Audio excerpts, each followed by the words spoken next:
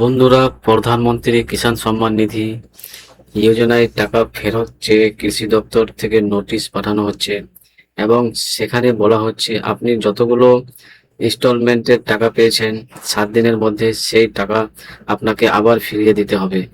নির্দিষ্ট ব্যাংক অ্যাকাউন্টে দিয়ে দেওয়া হচ্ছে, সেখানে ফিরিয়ে দিতে বলা হচ্ছে। কাদের কেন টাকা ফেরত দিতে বলা হচ্ছে এবং তার মধ্যে আপনি পড়বেন কিনা সে সম্পর্কে জানার জন্য অবশ্যই ভিডিওটি শেষ পর্যন্ত দেখুন। আপনারা জানেন, এই রাজ্যে প্রধানমন্ত্রী কিষাণ সম্মান নিধি যোজনার জন্য প্রথমে মান্যতা দেয়নি তৎকালীন রাজ্য সরকার। পরবর্তীকালে রাজ্য সরকার যখনই মান্যতা দেয় তখন মানুষ প্রচুর পরিমাণ প্রধানমন্ত্রী কিষাণ সম্মান নিধি যোজনার জন্য আবেদন করতে শুরু করে। একটা সময় বলা হয় যারা সরকারি চাকরিজীবী, যারা পেনশন পেয়ে থাকেন, এই ধরনের ক্রাইটেরিয়া যাদের আছে তাদের কিন্তু এই প্রধানমন্ত্রী কিষাণ সম্মান নিধি যোজনার টাকা ফিরিয়ে দিতে হবে।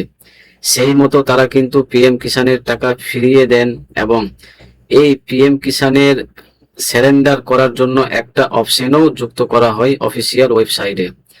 আবারও এই 2024-25 এর দিকেই হবে পিএম কিষাণ সম্মান নিধি যোজনায় একই পরিবারের যদি একের বেশি সদস্য আর্থিক সুবিধা নিয়েছিলেন তাদের বন্ধ করে দেওয়া হয় টাকা দেওয়া।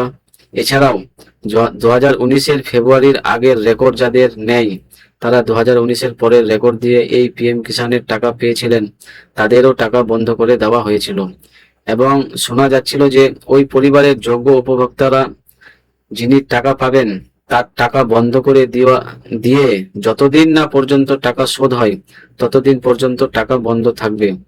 টাকা শোধ হয়ে গেলে তারপর কিন্তু তিনি প্রধানমন্ত্রী কিষাণ সম্মান নিধি যোজনার মাধ্যমে আর্থিক সুবিধা পাবেন।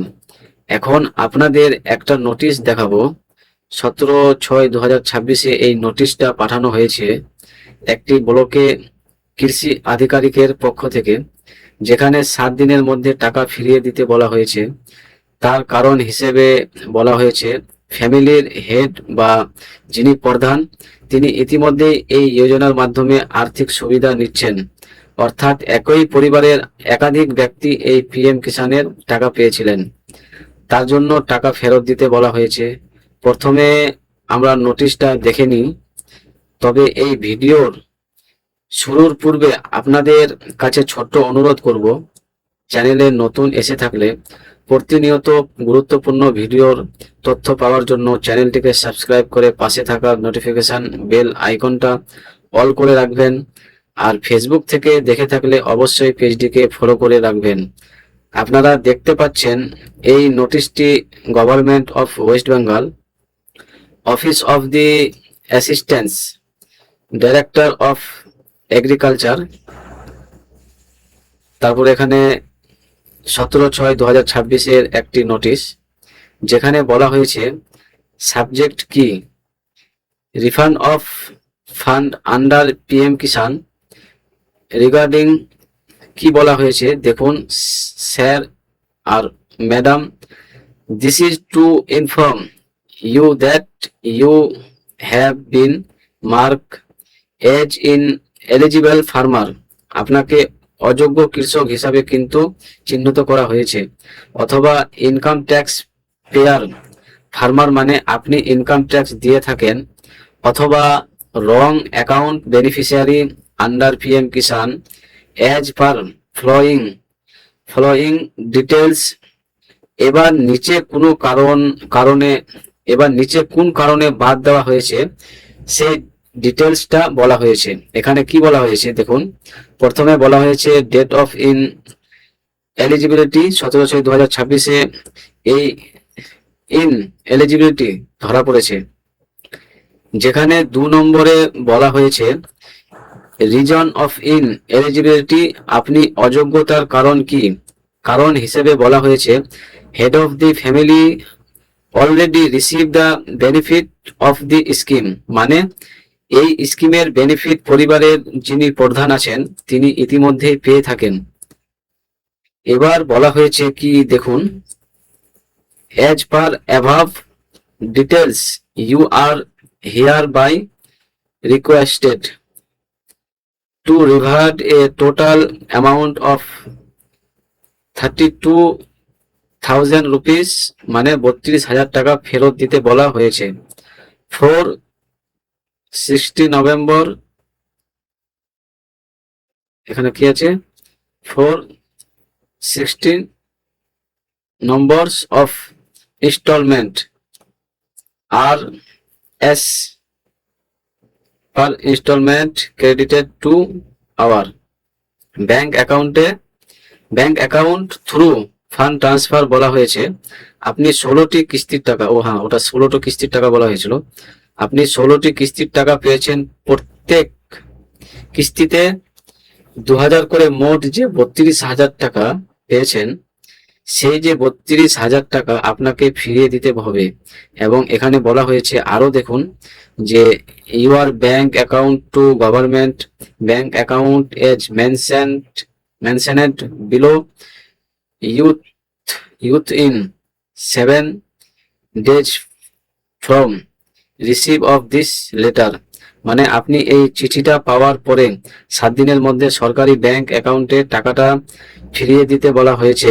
তারপরেই বলা হয়েছে bank transaction charge if any you'd be done by you, যদি কোনো ব্যাংক ট্রানজাকশন চার্জ লাগে সেটাও কিন্তু আপনাকেই ভরতে হবে। এখানে বিষয়টা হলো, এই ধরনের নোটিশ যদি আপনার কাছেও এসে থাকে তা আগে সত্য কিনা আপনি যাচাই করবেন, কারণ আজকাল তো প্রতারণা করার জন্য বিভিন্ন পথ খুঁজে নেন প্রতারকরা। তাই প্রথম সত্য কিনা যাচাই করবেন, তার সত্য যাচাই করার জন্য আপনাদের কৃষি দপ্তরে যেতে হবে, আপনাদের ব্লকে, তবে আপনি সত্য কিনা যাচাই করতে পারবেন। তবে যদি সত্য এই ধরনের ডিটেলস এসে থাকে বা নোটিশ এসে থাকে, সেক্ষেত্রে এতটা পরিমাণ টাকা ফেরত দিতে বলা হয়, যেখানে কিন্তু ব্যাংকের ডিটেলস দিয়ে দেওয়া হয়েছে, আপনাকে টাকা ফেরত দিতে বলা হয়েছে, ব্যাংক অ্যাকাউন্ট নেম বলা হয়েছে PM Kisan state nodal bank account WB, এবং এখানে বলা হয়েছে after the said deposit you are requested to submit immediately the following bank transaction details along with xerox copy of first page of the office of the assistant director of agriculture of this block, অর্থাৎ আপনাকে আপনার ব্লকের assistant director of agriculture, মানে সহকৃষি অধিকর্তার দপ্তরে বলা হয়েছে আপনি টাকা পেড করার পরে তার কপি এবং আপনি এই যে নোটিশটা পেয়েছিলেন তার প্রথম পাতার জেরক্স কিন্তু জমা দিতে বলা হয়েছে, একটা কপি জমা দিতে বলা হয়েছে। এবার প্রশ্ন হচ্ছে, দেখুন, যদি কোনো সরকারি চাকরিজীবী পেয়ে থাকেন, কিংবা ইনকাম ট্যাক্স পেয়ার পেয়ে থাকেন, কিংবা পেনশনার পেয়ে থাকেন, সেক্ষেত্রে তাদের কাছ থেকে টাকা ফেরত নেওয়া হোক এবং টাকা ফেরত দেওয়া সহজ সাধ্য। কিন্তু যাদের কাছে অতটাও আর্থিক ব্যালেন্স নেই বা আর্থিক যে সুবিধা সেটা নেই, তাদের কাছ থেকে যদি এককালীন এইভাবে 7 দিনের মধ্যে, মানে নোটিশ পাওয়ার 7 দিনের মধ্যে টাকা দিতে বলা হয়, তাহলে সেটা কিন্তু খুবই কষ্টকর হবে এবং সেই ব্যক্তির কাছে টাকা ফেরত দেওয়াটা খুবই সমস্যার হবে। তো অন্য কোনো পদ্ধতির মাধ্যমে যেভাবে ইনস্টলমেন্ট দেওয়া হয়েছে বা যে পদ্ধতিটা আমি শুনেছিলাম, আপনাদের জানালাম যে আপনাদের পরিবারের যে যোগ্য সদস্য টাকা পান, তার টাকাটা আপাতত বন্ধ রেখে সেখান থেকেই আপনার টাকাটা শোধ করা হবে। তারপর সেই টাকা শোধ হলে পর আপনার পরিবারের যোগ্য ব্যক্তি টাকা পাবে। এই পদ্ধতি যদি অ্যাপ্লাই করা হয় তাতে অনেকটা সুবিধা হবে, যেহেতু একটা সময় পশ্চিমবঙ্গে হঠাৎ করে এই পিএম কিষাণের জন্য রাজ্য সরকার বা তৎকালীন রাজ্য সরকার অনুমোদিত দিয়েছিল, তাই অনেকেই হিড়িকে ফর্ম ফিল আপ করেছে, অত শত নিয়ম দেখেনি। হ্যাঁ, এটা বলা হতে পারে যে নিয়ম তো বলাই ছিল, সেক্ষেত্রেও কিন্তু সেই ধরনের কোনো নোটিফিকেশন প্রকাশ হয়নি বা সবার পক্ষে সমস্ত নোটিফিকেশন জানাও সম্ভব হয়নি। বলা হয়েছিল পিএম কিষাণের জন্য আবেদন করতে, তাই আবেদনও করা হয়েছিল। প্রথমেই ভেরিফিকেশন করার প্রয়োজন ছিল। তাদের অযোগ্য ব্যক্তি কেউ থাকতো তাহলে সেই মুহূর্তে বাদ দিয়ে দেওয়া উচিত ছিল।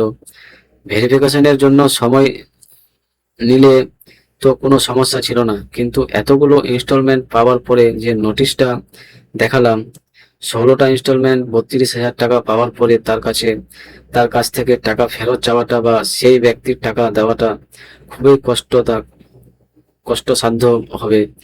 কৃষি দপ্তরের আধিকারিকরা যারা এইগুলো নিয়ে ভেরিফিকেশন করেছিলেন, তাদের অবশ্যই ভেরিফিকেশন করার প্রয়োজন ছিল। এখন সেটা কিন্তু একজন কৃষকের কাছে খুবই কষ্টের হয়ে যাচ্ছে। যাই হোক, আপনি এই বিষয়ে কি মনে করেন অবশ্যই কমেন্টে জানাবেন। ভিডিওটি ভালো লাগলে একটি লাইক করবেন। এই ধরনের তথ্য পাওয়ার জন্য চ্যানেলটিকে সাবস্ক্রাইব করে পাশে থাকা নোটিফিকেশন বেল আইকনটি অল করে রাখবেন। আর ফেসবুক থেকে যারা দেখছেন পেজটিকে ফলো করে রাখতে ভুলবেন না। ভালো থাকবেন, সুস্থ থাকবেন। ধন্যবাদ।